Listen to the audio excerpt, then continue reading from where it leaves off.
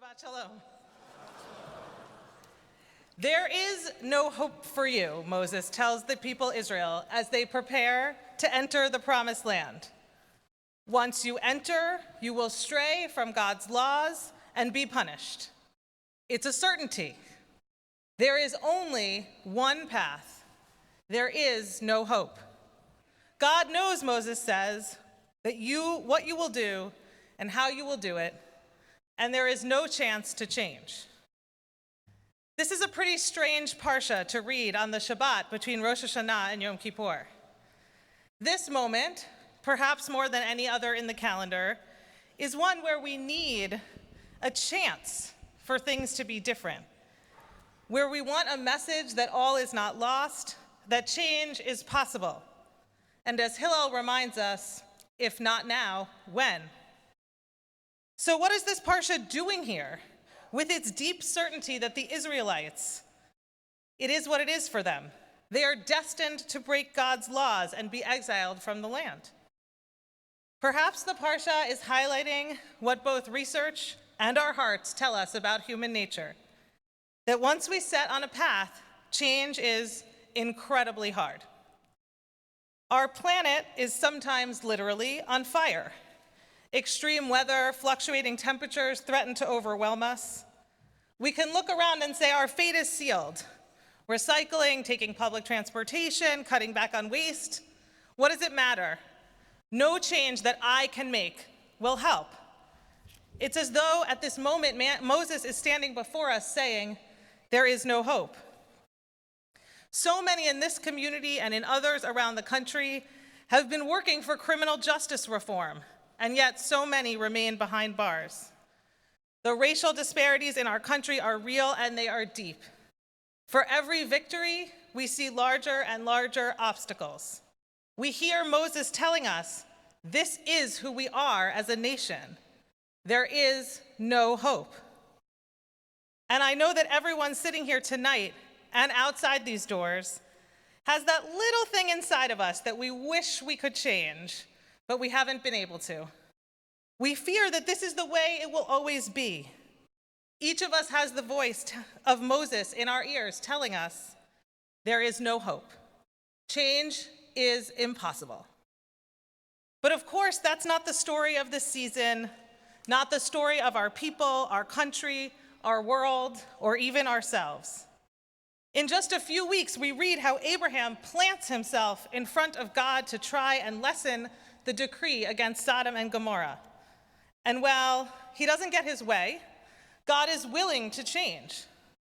And when the people defy God and build the golden calf, Moses is able to talk God into saving them, even when God is at God's most angry. Even God, our tradition reminds us, can change, and so can we. At the end of Unatana Tokef, one of the climactic prayers of our high holiday liturgy, we say, Uteshuva, utefila, utsedaka, ma'avirin et roa hagazera. Repentance, prayer, and tzedakah have the power to change the nature of our lives, to lessen the severity of God's decree against us.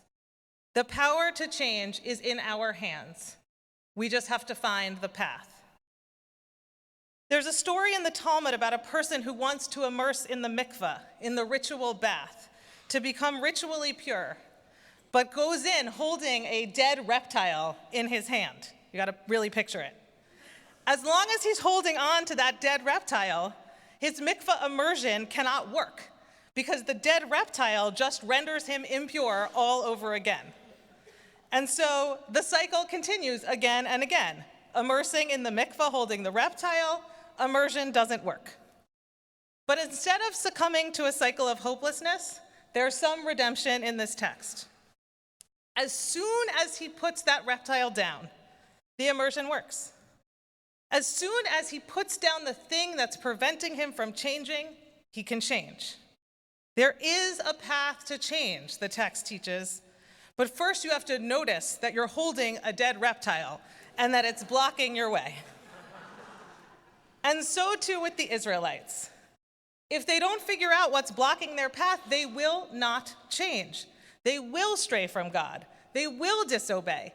They will be punished. But there's a way out, because we're created in the image of God, with the will and the capacity to be better than what we are right now. As last week's portion tells us, there's always a choice. It might not be easy, it might not be readily apparent, but God is always putting before us the choice of blessing or curse, life or death. We can always choose to change, to put down the dead reptile, to allow the waters of the mikveh to wash us clean. It is never, ever too late. Last High Holy Days, one of my colleagues talked about a story that she had seen on CNN. This was the report.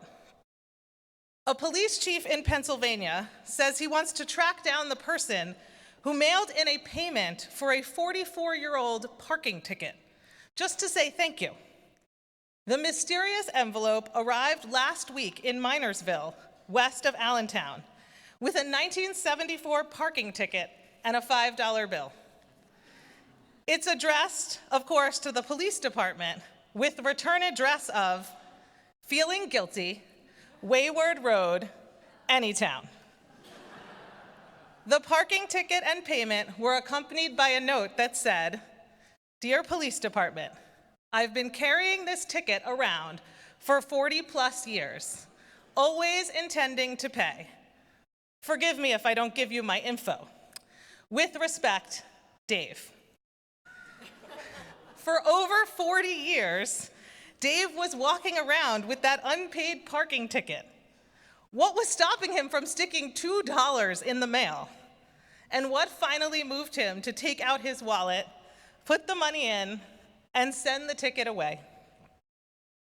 As we stand here tonight in the season of renewal and redemption, I want to ask you to take a moment and close your eyes. Ask yourself, what are you holding on to that you would like to put down? What would it take for you to disentangle yourself from that narrative, to put down your dead reptile, to pay that parking ticket? What would it really, really take for you to make the changes that you are seeking? And as you open your eyes and look over into the promised land, my blessing for all of us is to remember that change is indeed possible and that it is never too late to put down the things we are carrying. Shabbat Shalom.